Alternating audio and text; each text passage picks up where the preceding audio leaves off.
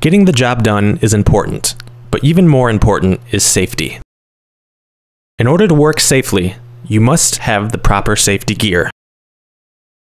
Glasses, hard hat, earplugs, gloves, if needed, boots.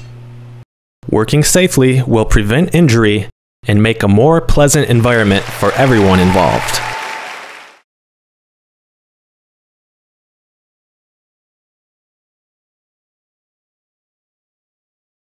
When installing main bearing caps, it's important to follow the correct procedure.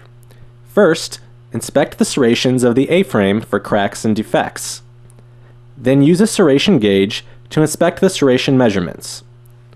Repeat the inspection for the main bearing cap. Make sure that it is free of cracks and defects, and that the serrations measure to OEM specifications.